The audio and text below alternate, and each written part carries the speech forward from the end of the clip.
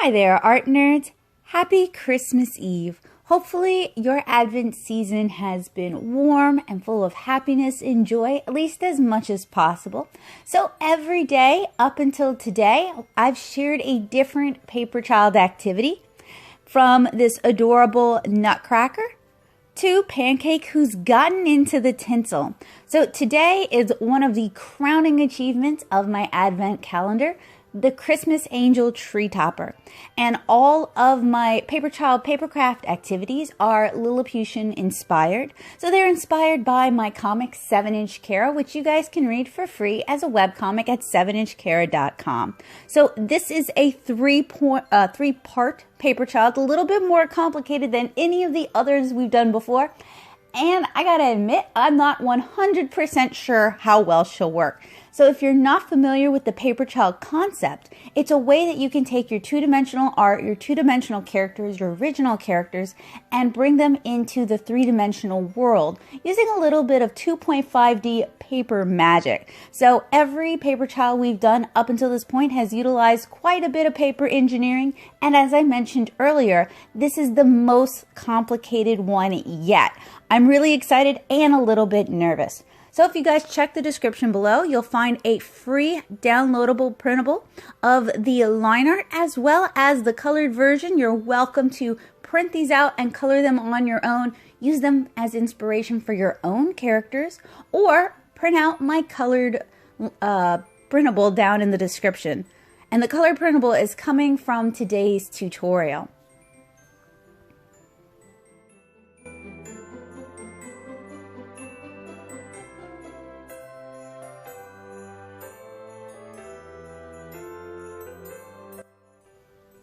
So you're going to need all three parts to be able to assemble this angel tree topper, which I'll show you how to do in a couple of hours with part 2. You're going to need the angel base, you're going to need the wraparound angel's dress, and you're going to need the angel wings. So we have 3 pieces here. I recommend printing them out on 3 pieces of watercolor paper. I'm going to secure all 3 of my pieces to different pieces of chipboard using a little bit of blue painter's tape. That's just going to give it some structure and make sure it doesn't warp while I'm painting it.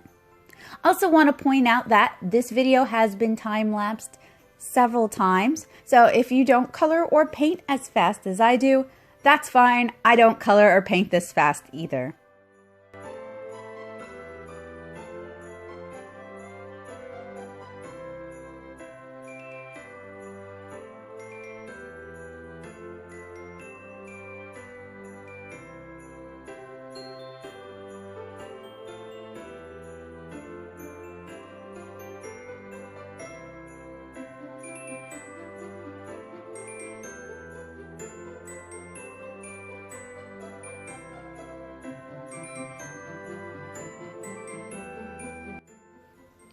So now I have all 3 pieces secured to the chipboard. This is going to help prevent it from warping.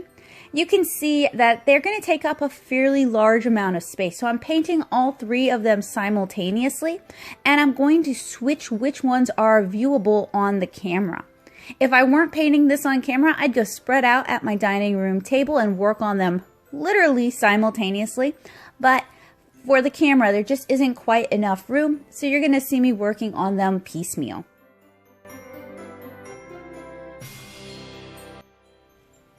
To paint this, I am using the Core Mini Palette, a cup of clean water, a daisy ring plastic palette, a paper towel, a pipette, and various watercolor brushes. Although when you're working on yours, you can use whatever you enjoy coloring with to color yours. So I'm going to start with the angel base and the angel skirt. And I designed these in 2 pieces because I want the angel skirt to be conical to fit over the treetop. In addition to the Core Mini palette, I'm also using some Fine-Tech Gold paint. So some of these watercolor videos have been tutorials. Some of these have been vlogs where I kind of talk about my experiences with Christmas in years past. This time, I kind of want to talk about this Advent Paperchild project as a whole. This isn't my first time working on a Paperchild project, but it is my first time recording all of it not working in batch where I might be painting 3 or even 4 paper children at one time just to kind of save on resources and definitely to save on time. And this project started out so simple in my head and really ballooned because the necessity of recording each Paperchild separately and then also recording the assemblies separately and then editing, voicing over, uploading, and promoting, one for each day, really made this project kind of take on a crazy amount of life on its own. So I'm actually really ready for us to hit Christmas Day, day 25, and for us to have completed all of our Paperchild illustrations. Even though it's been a phenomenal amount of work, I've actually really enjoyed working on this project, and I hope you guys have enjoyed working on it as well. Here on the channel, I try to have a mix of art tutorials, art reviews, and art projects so that anybody who is interested in art and maybe isn't that confident in art, or maybe they're newer to art, I want there to be something for everybody who comes here. So this Paperchild project was designed for adults as well as children to be able to work on this, and hopefully I've achieved that goal. So I am starting with ultramarine blue, and I'm using a really light wash of that to shade the white areas on the angel's clothing as well as on the angel's wings. And I'm using kind of a light stippled texture to create a wing or a feather-like appearance. And I originally referenced the angel's wings from bird wings. I googled just pigeon wings, I think, or dove wings, and I used those as the basis for my wings. So now I'm using some masking fluid to mask off the gold stars that are going to be on her skirt, and that's going to allow me to do a wash of ultramarine blue really quickly. So most of the paper children in this series are directly from 7-inch Kara. This is the only one who isn't. She's not anyone in particular, but let's say she's from Lilliputian Living, my compendium stupendium of a Lilliputian life. So for those of you who enjoy world building, you're definitely going to enjoy Lilliputian Living. And all 3 volumes are available in my shop if you guys would like to support this channel, support my work, and acquire a copy for yourself. So she isn't anyone in particular necessarily. I wanted to go with someone with a darker skin tone because in this Paperchild series, I haven't really had a chance to do that since I was working mainly with 7-inch Kara characters and mainly with Lilliputian characters. I kind of wanted to do a Naomi inspired Lilliputian, and I may still just yet, but I didn't have time really during this project. Kind of what I mentioned earlier, I kind of met myself coming and going with drawing the paper children, inking the paper children, designing them, painting them, and then assembling them. It just kind of, with my ADHD, it just kind of became I don't want to say train wreck because that implies it failed, but it definitely became a knotted mess that I spent a lot of time unraveling. So if I'm going to do a Naomi Paperchild, I want to do her justice, and I'm going to do that one a little bit later on. So if you're fans of 7-inch Kara and you like Naomi, keep an eye out for that. I promise I haven't forgotten her. I just didn't do her this time. So the angel is one of the first designs I designed. She wasn't, like I said, from the start designed to be anybody in particular. I just wanted to go with kind of my own take on a Christmas tree angel. And I'm really glad that I went with a darker skin tone for her because I think it's really important for kids of any ethnicity or any race to be able to see beauty in themselves and a reflection of beauty in themselves. That's something I feel as an artist is our duty to be able to do, to appreciate people of all different races and the beauty that comes from being different. So this is just a very small nod of the head towards that end goal. So for her dress, I wanted it to be a really dark ultramarine blue. I wanted to kind of break away from the Christmas theme a little bit and move with more like blues and whites because that also has a very wintry theme, and only leave the only nods at Christmas are the holly and maybe even the stars if you want to say that. It could also just be a nod to a celestial or a nod to a wintry theme. And for your paper children, you're welcome to color them however you like, not just whatever materials you like, but whatever skin tones you want to use, whatever hair colors you want to use. You don't have to do what I'm doing in the tutorial. It's just a suggestion. It's just the direction I went with it. That's why when I tell you guys, if you make them yourselves, I would love it if you tag me, because I'd really like to see what direction you guys choose to go in. So for the holly, I used a sap green, and then I mixed in a little bit more phthalo blue just to get a really nice, dark, rich green color. Now for the ribbon, I want it to look like satin ribbon. And so I'm starting with a really light wash of ultramarine blue, which I'm also using on the wings. I know how confusing it is watching me kind of switch through the different pieces. That's what it's like working in batch, basically. I have some tutorials here on the channel where I talk about working in batch. Working in batch is the way I can paint 4 or 5 comic pages at any given time. And it's really useful for my production schedule since watercolor can be more time consuming. But it does not make for good YouTube, and it doesn't make for good filmography, because I know it can be very confusing to watch. So now I'm doing a thicker mix of ultramarine blue on the skirt. I also applied a little bit underneath the stars to imply shadow. And by keeping this color palette limited, it also means I can work more quickly on this particular design.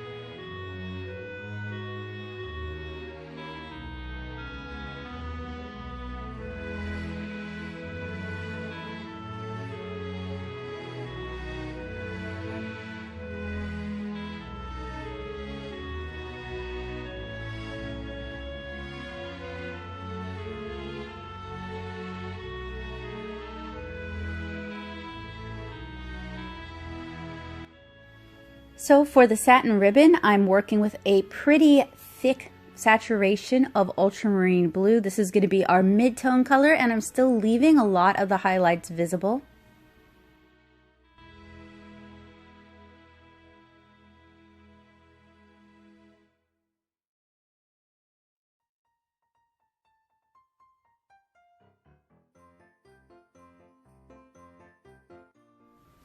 Now the core mini palette is only a 12 color palette. It doesn't necessarily have this extensive range of colors that lend themselves to hair and skin tones. It doesn't even have a black. So to mix her hair, I'm using Payne's Gray mixed with Burnt Umber. You can also get a really lovely black hair color by mixing Payne's Gray with a little bit of phthalo blue. That'll give you kind of a cool black color. Or Payne's Gray, Burnt Umber, and Phthalo Blue or Ultramarine Blue. Those will all give you variations of dark brownish grays, which can work really well for hair colors like this one.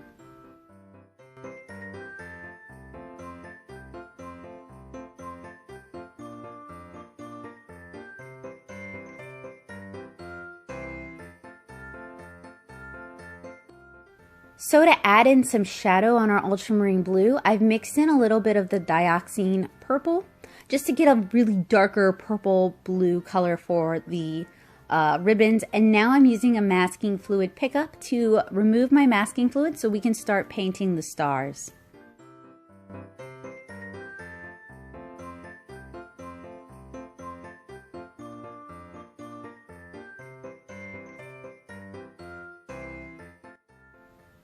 For the gold accents, I started with a really light wash of Quin Gold. I'm going to go in with a darker wash of Quin Gold. This is just kind of the undercolor to give the fine tech something to kind of sit on top of.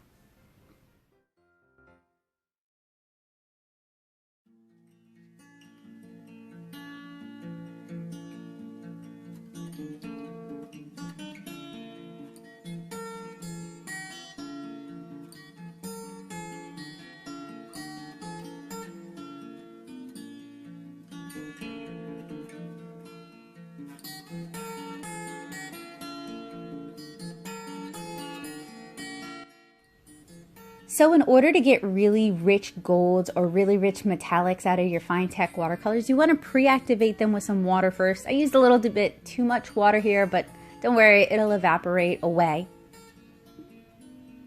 And in order to get some more nuance, I'm going to paint a little bit of burnt sienna on top of our gold to kind of give it like the shading to the gold.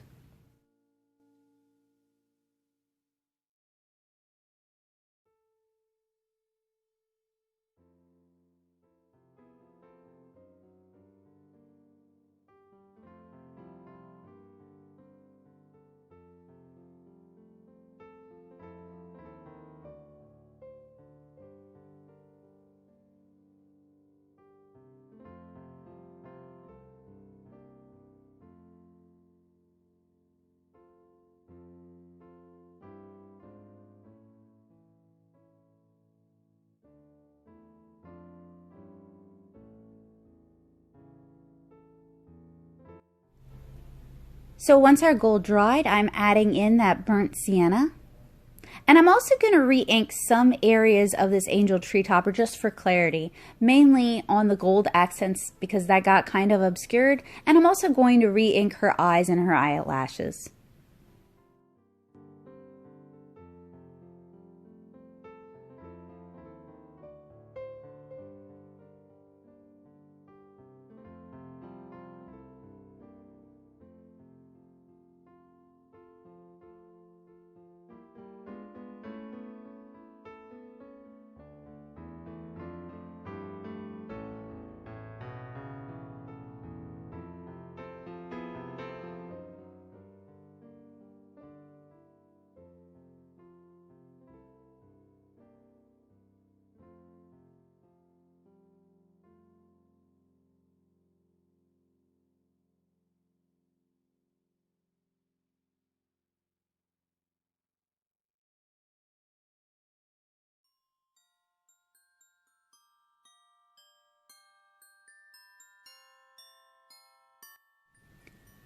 And then finally, the last step in our watercolor, I'm going to add in some white gouache like I did in the other Paperchild illustrations, just to add some white highlights and to adjust the contrast just a little bit.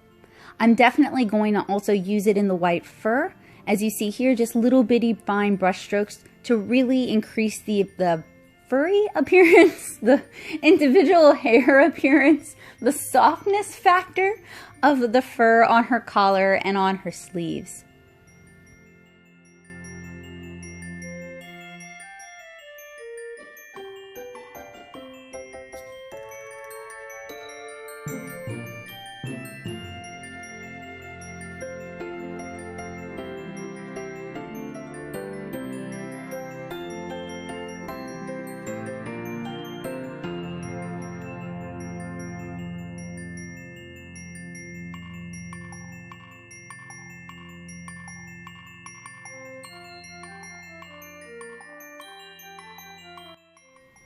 I'm also adding in white gouache on her feathers just to break up some of those shadow forms.